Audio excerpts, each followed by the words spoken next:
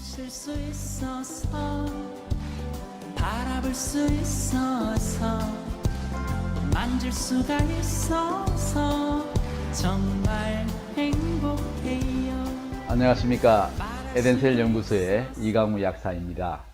지난 동영상 강의 두 번째 시간에 에덴셀 요법의 세 가지 원칙에 대해서 말씀드렸습니다.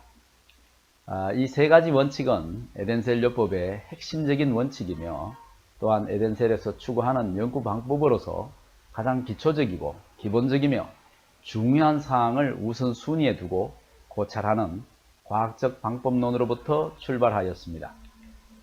즉 생명활동의 생물학적 공장이라고 말할 수 있는 세포의 건강한 생명 현상 유지를 위해 가장 중요한 것은 무엇인가? 가장 기초적인 사항에는 어떤 것들이 있는가? 가장 기본적이며 본질적인 것은 무엇인가? 등의 질문에서 해답을 얻었고 그 해답에 따른 임상 연구의 과학적인 고찰을 통해 내린 원칙이라는 것입니다. 그렇다면 에덴셀 요법의 세 가지 원칙에 대해서 다시 한번 복습해 보도록 하겠습니다. 에덴셀 요법의 제1원칙은 세포의 해독 기능입니다. 제2원칙은 세포의 에너지 생산 기능, 제3원칙은 세포의 단백질 합성 기능입니다. 에덴셀 요법의 세 가지 원칙 중에서 제3원칙인 세포의 단백질 합성 기능은 세포의 생체 분자 합성 기능이라고 표현해도 무방합니다. 왜냐하면 생체 분자 중에서도 생명 현상 유지를 위해 가장 중요한 역할을 하는 분자들은 단백질들이며 인체가 만드는 단백질 합성의 종류나 양은 유전자와 같은 유전적 특성과 가장 밀접하게 관련되어 있기 때문입니다. 지금까지 이전 시간에 강의했던 것에 대해서 간단히 정리해 보았습니다. 오늘 이 시간에는 에덴셀 미토콘요법의 제1원칙인 우리 인체 세포들의 해독과 자연치유력과의 상관관계에 대해서 자세히 알아보도록 하겠습니다. 모든 생명체는 주변 환경에 최대한 적응하며 살아가기 위해서 세포들마다 여러가지 독성 물질을 해독하는 해독 효소 시스템을 가지고 있습니다. 심지어 인체 내 대장 안에 살고 있는 유익균들도 생존을 위해 해독 단백질을 스스로 합성하고 있습니다. 고등생물인 인간의 몸속 모든 세포들도 독성 물질로부터 자신을 지키기 위해 다양한 해독 채널을 보유하고 있다는 말씀입니다. 세포들의 생명 현상들을 방해하는 독성 물질들은 크게 세포 외부에서 들어오는 독성 물질들과 세포가 살아가면서 필연적으로 발생할 수밖에 없는 세포 내부의 독성 분자들이 있습니다. 잠시 화면을 보시겠습니다.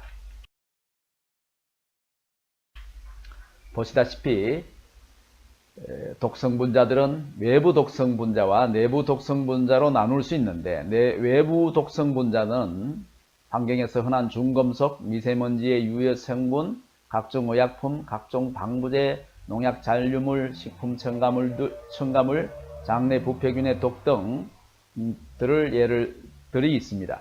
내부 독성 분자로서는 우리가 흔히 알고 있는 세포 내부에서 발생하는 활성산소라든지 세포 내부에 축적된 노폐물들의 프리 라디칼 등이 있습니다. 또 독성학에서 크게 이 독성 분자의 종류를 분류를 하면 무독성 분자나 저독성 분자, 중간 독성 분자 등으로 이렇게 독성 분자의 종류에 따라서 또는 맹독성 분자, 초맹독성 분자 이렇게 분류를 할 수 있는데 보시다시피 우리가 매일 섭취하는 산소라든지 물이라든지 음식물에 있는 영양소 분자라든지 세포의 친화성 분자들은 인체의 세포의 무해한 무독성 분자라고 정의할 수 있습니다. 그러나 다량의 소금이라든지 술이라든지 또 우리가 약국에서 사 먹는 일반 의약품이라든지 또 철저히 검증되지 아니하는 각종 식품 첨가물이라든지 이런 것들은 독성학에서 저독성 분자로 분류되어 있습니다. 중간 독성 분자는 무기철분염이라든지 또 대부분의 일반 의약품이라든지 대부분의 전문 의약품 등은 중간 독성 분자로 분류되어 있고 축적되는 중금속이라든지 습관적인 그 습관성이 있는 수면제라든지 향정신성 의약품이라든지 마약성 진통제류 등은 고독성 분자로 분류되어 있습니다. 또한 살충제나 농약, 각종 환경오염의 심각한 독성 분자, 발암물질 등은 맹독성 분자로 분류되어 있습니다.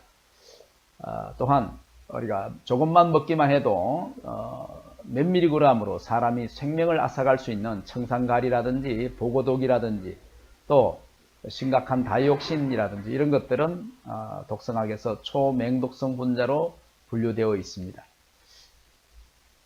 외부 독성 분자들은 환경오염으로 인한 중금속과 같은 무기질 독성 분자와 농약, 방부제, 우리가 흔히 복용하는 대부분의 약물 같은 것들이 유기질 독성 분자들이 있습니다.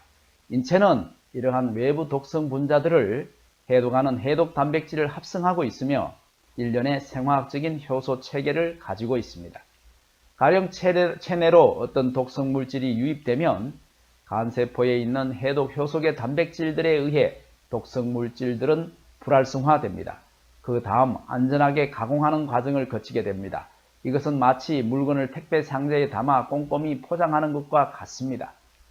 여기에 하나 더 덧붙여 물에 잘 녹으며 이동하기 쉽도록 수용성으로 한 번 더 가공하는 두 번의 과정을 거친 후 대변이나 소변으로 배설합니다.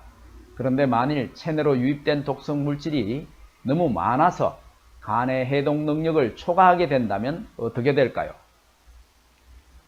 좀 전에 말씀드린 대로 체내 주요 해독기관은 간인데요. 우리 몸의 다른 세포들도 해독 능력이 비록 적기는 하지만 간과 거의 동일한 해독 시스템을 갖추고 있습니다. 하지만 간세포를 제외한 인체 내의 다른 조직의 개별 세포들이 자체적으로 가지고 있는 해독 시스템의 해독량은 대략 간세포 한 개가 가지고 있는 해독 효소의 분량의 100분의 1 또는 200분의 1 정도밖에 되지 않습니다.